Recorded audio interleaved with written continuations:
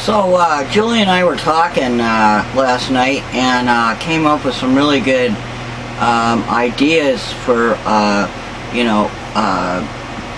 how we're going to work the documentary and the concert series. And so we won't give too much away about that right now.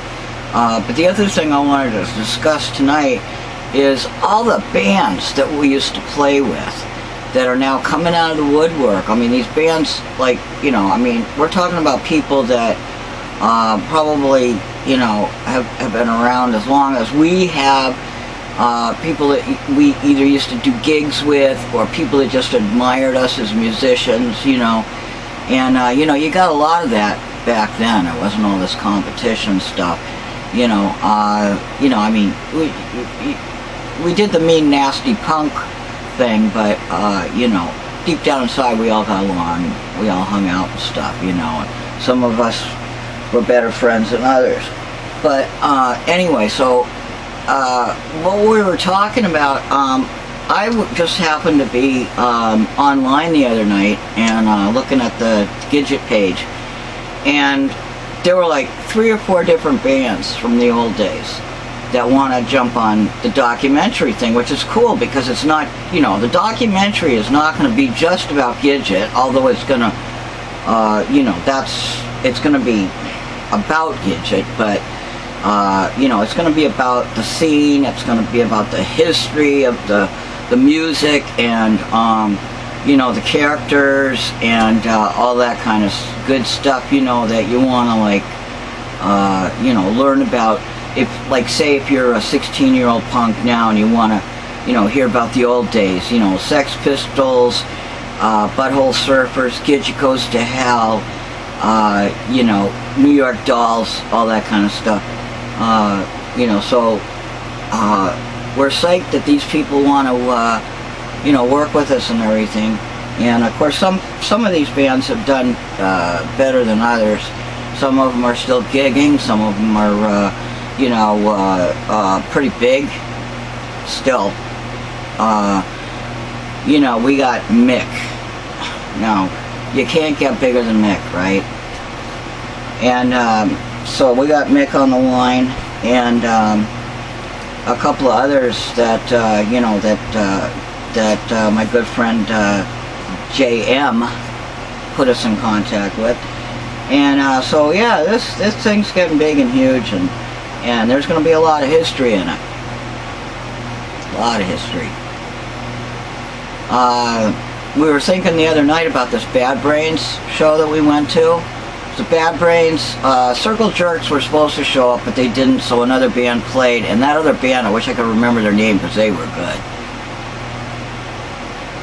They played this tune. They started it out as like really slow reggae, and we're all thinking, that shit doesn't fit in here, But the thing is the thing kind of took off, And first they started playing like I say, like slow reggae, kind of got into a quick reggae. Then it kind of turned into more straightforward rock, and then it went right into hardcore punk, And yet it descended the opposite way when it ended. It went back to that, the rock, and then the fast reggae. But anyway, yeah, and Bad Brains, of course, Bad Brains have been on our radar. God, Julie and I and Scott and everybody were into Bad Brains way back in the beginning, And of course, Black Flag, and who we're really hoping to hear from is Barbecue Killers. I don't know if any of those guys are still alive. They were into some pretty hardcore substance abuse and wild behavior and everything. So I'm not even sure they're still above ground. But if they are, we'd sure like to hear from you. Hey. And also the Skulls. Now, I'll bet you anything the Skulls are still around New York City somewhere, whether they're calling themselves something else or you know, are involved in different projects and stuff. I got to think they were so good. You know, we really sort of like looked up to them.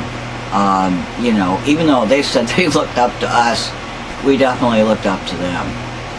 But anyway, Julie and I are getting together tomorrow at some point, and we're going to be talking more business stuff, which we hate to do, both of us. You know, we'll probably end up talking about, you know, other stuff instead. But you know, we got some people that are interested in backing us, you know, so we got to come up with all those proposals and all that kind of stuff, you know, which of course I'm going to let Lucas do a lot of that, because he's the big time producer. I mean, I've done production of you know, television shows and things I've written, and you know, ballets and avant-garde ballets and all that kind of stuff, and benefits, you know, that kind of stuff.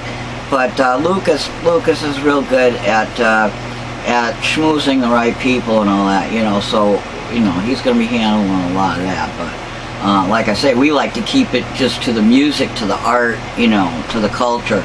And speaking of culture, I did hear from somebody who says that they have a line on some of those posters that were up at the Calvin. So any of you old bands out there that are looking for your stuff that was stolen out of the Calvin, hit us up.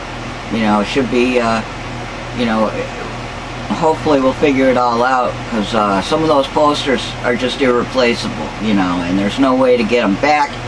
If we can't get these posters that were stolen out of the Calvin, I shouldn't say stolen, they were taken, you know. Could be that somebody said, yeah, hey, go ahead, take them. But we'd like to have them back, you know. I mean, that was like a museum for the whole culture, you know, the whole Northampton huge punk scene back in the 80s, you know. So to lose all that, that's a hard one, you know. So hopefully we will get those things back.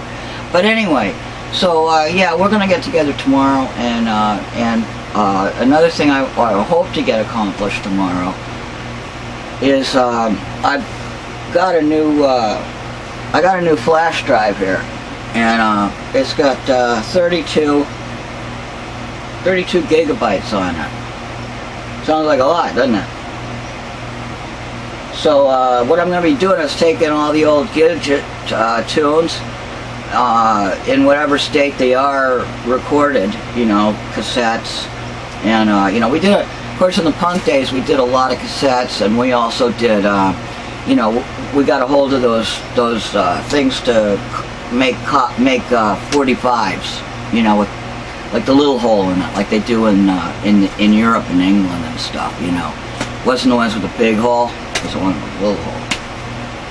But that's the kind of, you know, I mean, we were always into analog, you know, and even now with all the digital and everything, because that was the difference between punk and metal, was digital.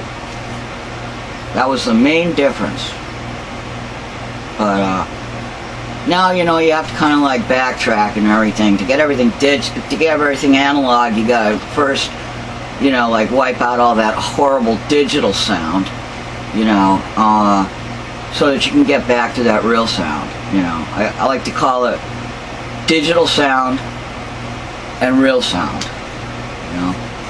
But anyway, so yeah, we're gonna put everything right there on this flash drive, and then I'm going to be able to, like, you know, put it on the computer and, you know, distribute it and all that kind of stuff. But I have to tell you, we can't release the songs yet. You know, I mean, I don't mind the bootlegging and all that, because, you know, I mean, that's part of who we are as a punk culture. Is it, you know, you go ahead, you take that shit, you know. We don't need the big music industry getting all our money, you know. We would rather see you guys enjoying the music, you know, and sitting there and passing it along to everybody else, rather than have all this money thrown at us, you know. But you know, the sad thing is you got to remember that almost every band out there, unless they're real shrewd businessmen like Mick and his crowd, and, you know, a few other people, you know, a lot of times what happens is that you got naive musicians that are so anxious to sign on that little dotted line that they sell their souls to the devil, you know, and they never see any of the money. You know, the industry will make sure that they end up with some horrendous habit that so that make them dependent on working, you know, and then, you know, when they've decided that they've made enough on the band's burnt out or whatever, you know, they kick the band to the side, and then they, you know, it's like all the money keeps coming into them and stuff. You think that money gets passed on to us? Huh. No. That's why we stay away from that music industry out there that is just so cold and money grubbing, you know, doesn't have a soul. We don't need that. You know, we want you guys. We want the fans. We want the people that come to see us, you know, the people that get like roaring drunk, spew their guts everywhere, you know, do their slamming and their you know, their body surfing and all that kind of stuff, you know, and all that crowd surfing, you know. But yeah, we're there for you, man. We're not there for the industry, and we're not there for the, you know, all that cash. So I hope you'll keep that in mind when we're out there gigging around. You know, we'd love to see you. You know, don't be shy about coming up and saying hello to us. We're not untouchables. You know, we're not like the bloody royal family. You know, you can come right up to us. You know, we don't give a shit who you are. You know, so Julie and I were talking about that last night. You know, I mean, we had a lot of strange fans back in the day. You know, but you know, sometimes those strange fans are the best ones. You know, you got some peculiar people that makes you look real good. So, you know, all you peculiar people out there, man, don't be shy. Don't be sitting behind that closed door. You get out and you see us. You know, we're there for you. And we're going to make you as comfortable as we possibly can so you don't have all this social anxiety and stuff that goes on a daily basis for the average person who can't get anywhere in life. You know, but like I say, me and Julie are going to sort all that shit out for you. So, we're there for you. Gidget Goes to Hell rocks, and we're going to be out there soon. So, save your pennies. Alright? But just remember, you won't be paying any $100 to go to our shows. No way. You'll be paying as little as possible. And as a matter of fact, we'll probably even set up a sliding scale fee so that all these rich kids with credit cards and mamby-pamby rich parents with their SUVs and their big houses, they don't get all the tickets. We want you guys that live in the tiny little apartments, you know, with the 8 kids, you know, and all that. You know, we want you there. You can't afford these big guys? Screw them. There's people like us out there that want to see our fans be able to enjoy our music. And we're not into. So anyway, catch up with us tomorrow. Alright. Have a good night now.